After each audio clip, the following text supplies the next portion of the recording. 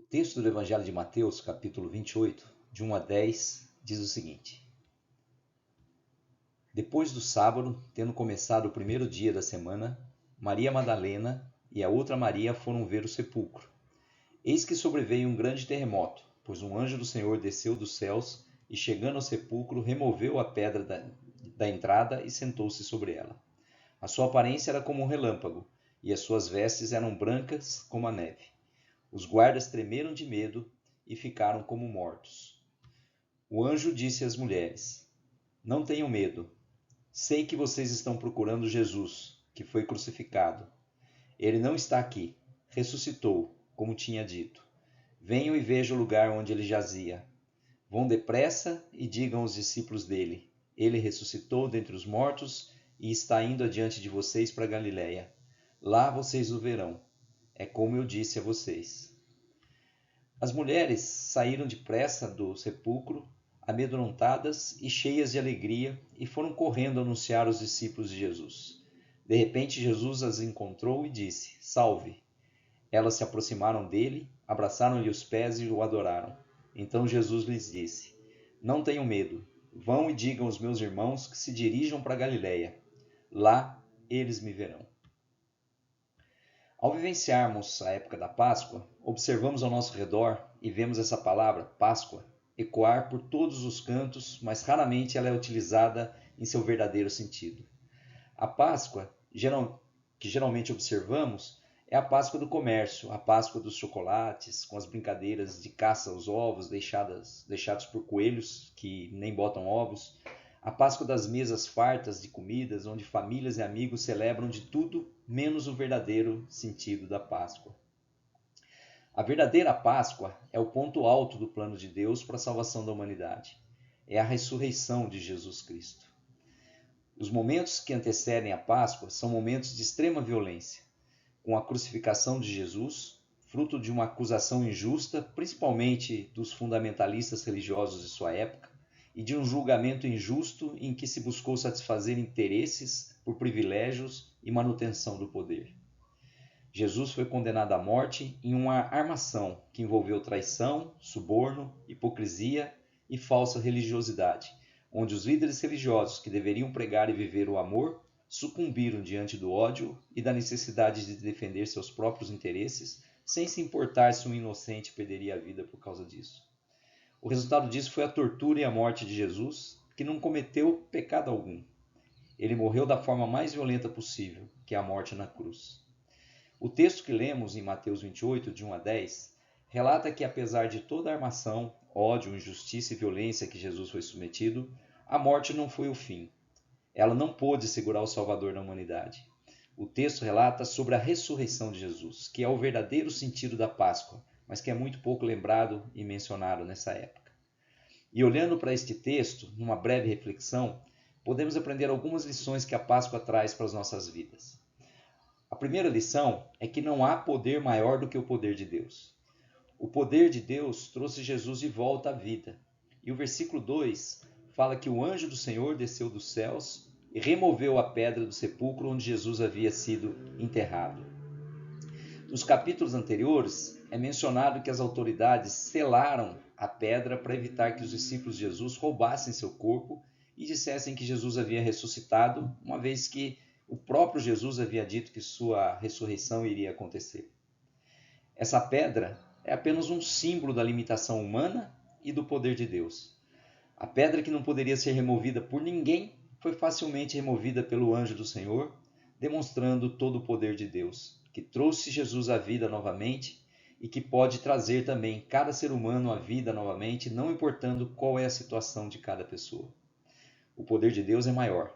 Nada pode impedir Deus de agir.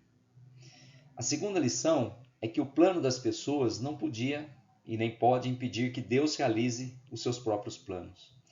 No versículo 4, são mencionados os guardas que estavam vigiando o sepulcro. Como mencionado, a preocupação das autoridades e líderes religiosos da época era que os discípulos de Jesus fizessem uma armação para roubar o corpo de Jesus e dizer que ele havia ressuscitado. As autoridades e os líderes não acreditavam em Jesus e, portanto, não criam que ele iria ressuscitar. Mas provavelmente eles achavam que os discípulos de Jesus eram como eles, ou seja, mentirosos, hipócritas e interesseiros, e queriam criar uma mentira para defender também os seus interesses. Por isso decidiram colocar guardas para impedir que os discípulos fossem roubar o corpo de Jesus. Mas os discípulos nem de longe pensavam nisso. Eles estavam verdadeiramente tristes com a morte de seu mestre, a ponto de não se lembrarem que Jesus havia predito que morreria, mas ressuscitaria. E o plano dos homens, que eram autoridades do governo e líderes religiosos, não pôde impedir que o plano de Deus se concretizasse. Jesus vence de fato a morte e ressuscita. E Deus envia seu anjo para escancarar o sepulcro, para que todos pudessem ver que de fato Jesus havia ressuscitado e vencido a morte. E os guardas nada puderam fazer. A Bíblia diz que eles tremeram de medo e ficaram como mortos.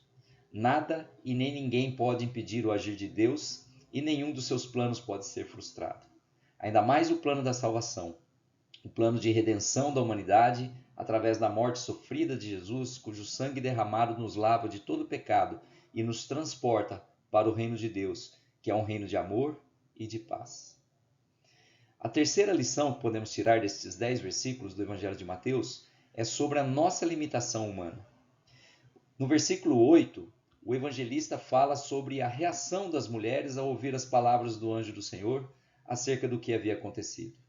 As mulheres que foram ao sepulcro foram as primeiras a verem que Jesus havia ressuscitado. O texto diz que elas estavam num misto de medo e alegria, mas o mais importante é que elas obedeceram às palavras do Senhor. Elas foram anunciar aos discípulos que Jesus havia ressuscitado, como o anjo lhes ordenara. Um aspecto interessante é que, mesmo diante de um encontro com o anjo do Senhor, as mulheres tiveram medo, porque é assim que as pessoas se sentem diante do desconhecido. Essa experiência era inédita para aquelas mulheres. Nós não temos que achar que, porque somos salvos por Deus, não podemos mais sentir medo, insegurança, dor, passar por dificuldades. Nós continuamos a ser humanos. Vai chegar o dia em que teremos os nossos corpos transformados. E aí sim, o medo, o choro, a angústia, a tristeza e o sofrimento não terão mais lugar em nossas vidas. Mas até esse dia chegar, continuamos na limitação de nossa humanidade. Mas é importante ressaltar que não era somente medo, era medo misturado com alegria. E essa é uma característica quando somos guiados pelo Senhor. Podemos ter medo, mas a alegria é maior. O texto diz que elas estavam amedrontadas, mas cheias de alegria. A alegria no Senhor, mesmo diante do medo, do novo, do desconhecido, é o combustível que nos leva a caminhar e a obedecer. Pois as mulheres obedeceram. O anjo havia dito para elas anunciarem a ressurreição de Jesus aos discípulos, e elas prontamente obedeceram.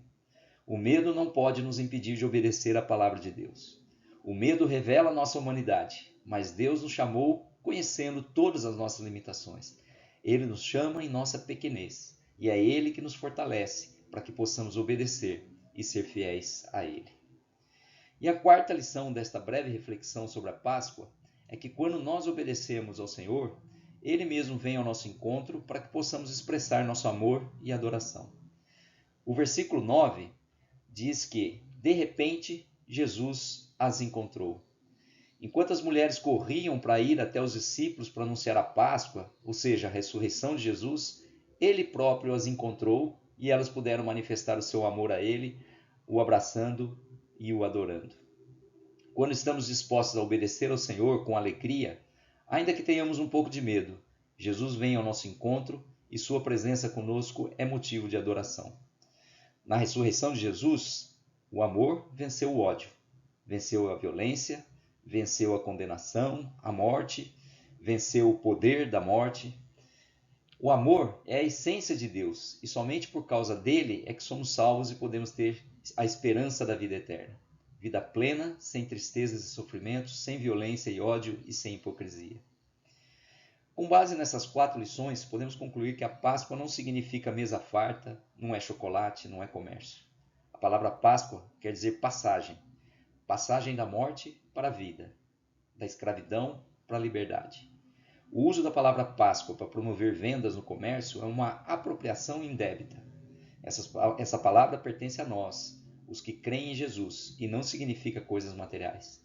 Ela nos representa, porque, por intermédio do sacrifício de Jesus, nós passamos da morte e do pecado para a vida eterna em santidade. Das trevas, passamos para a luz de Deus. Páscoa é o reconhecimento do poder de Deus, que é infinitamente maior que o poder humano. E reconhecimento também de que somos humanos, mas podemos obedecer a Deus com alegria e termos um encontro com Ele. Que possamos ter uma verdadeira Páscoa, um encontro com Jesus, que nos leve a caminhar com Ele em adoração e obediência. Que Deus nos abençoe.